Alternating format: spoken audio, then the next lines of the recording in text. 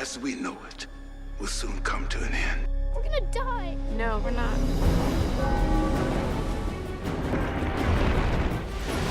The moment we stop fighting for each other, that's the moment that we lose our humanity. Daddy! Hang on, baby, hang on!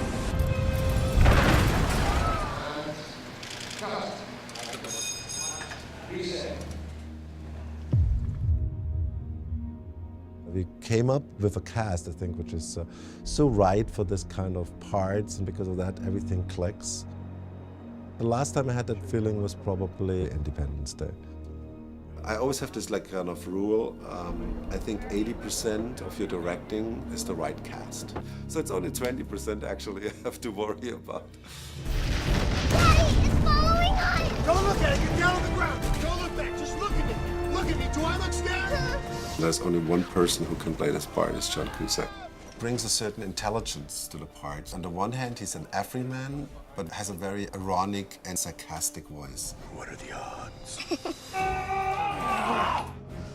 It's pretty epic and massive. You know, you read it and you think, how's anybody gonna film that? The scope of it is probably bigger than anything I've ever seen. And I saw actually Amanda Peet with John Cusack before in another movie, and I thought, wow, they have great chemistry. I've done a couple things with Amanda, so we get along great. We're definitely neophytes at this kind of action stuff. Roland kept saying, like, smaller, smaller, we have so far to go. So many horrible things are gonna happen. You can't think this is that horrible. I'll be the last president of the United States of America. Do you know how that feels, son? When we were trying to determine who would play the president, Danny Glover was at the top of our list. Danny Glover has this presidential feel to him. The seriousness and the warmth and the soul of this man. Is a man who comes to office with the idea that he can change the world. And as his daughter, Tandy Newton, which I also think is a great actress. You look just like your mother when you get upset. Did I ever tell you that? Every time I get upset. The way to truly make these sorts of movies work is to have people hinged on the human drama against the backdrop of these thrills and spills and spectacles. What exactly is it? It's the apocalypse, end of days, the judgment day, the end of the world, my friend. Beer? Yeah.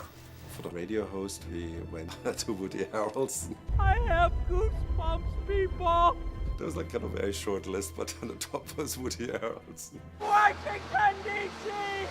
I like playing characters that are really out there, and I like to be able to go over the top and for it to be okay. In this case, there just seemed to be no top to go over. Oh, baby! Bring it on! I thought we'd have more time.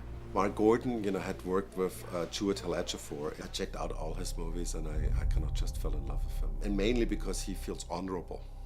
He's just got that charisma, he's beautiful. You want to put your faith in him. Anheuser, we have to stop this madness. I think Roland's right that when he says that the casting has been very strong, and I think everybody has really brought a lot to these characters. Opposite of him is Oliver Platt, and there was a great combination, these two. Was it decided that people have the right to fight for their lives best way they can? Just want to tell everyone they're doomed? There'd be anarchy. Our mission is to assure the continuity of our species. You're only as good as the actors that you're on screen with, and that's been just one of the best parts of the whole project is getting to know Chiwetel and working with him. It's easy to kind of plug your character into a certain stock type, and what you want to do is resist that and make them real. Don't you dare touch that! Are you out of your mind? Got it. Reset, well done, folks. All these actors are not normal in these movies, which I always tend to do. I always try to get actors which feel fresh for the genre. 1, 2, 3.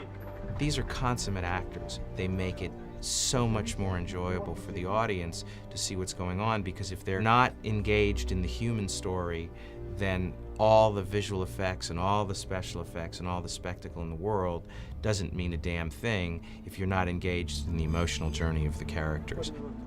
When these actors come on the set, they tend to be a little bit nervous, because they don't know how this all will work. I always like to say, we will react to you with the visual effects. It's your timing which drives everything.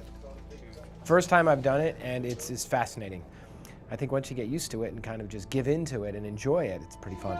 No! Hold on!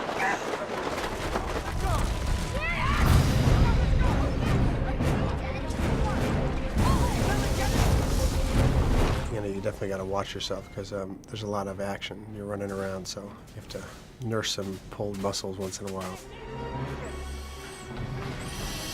Obviously, there's a lot of stuff that isn't real, and we're having, as actors, to pretend that it's there, but then there are those days where it really is there.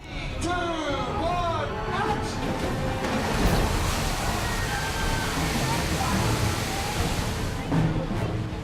I only did 2 days in the water. So for me, it was okay. But I know that some of the other guys had a long time in the tanks. It's fun for about 5 minutes, and then it just takes a really steep dive into total misery.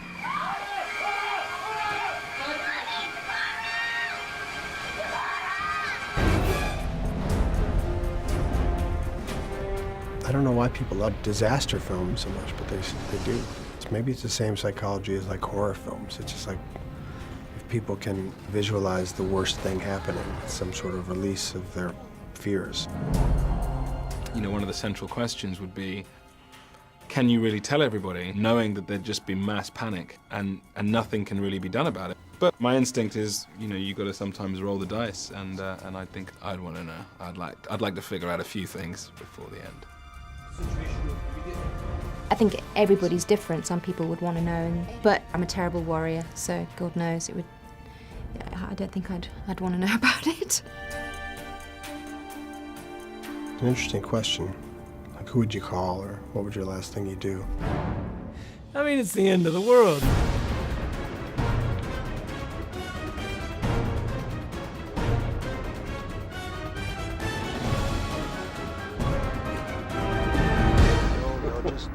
Cut!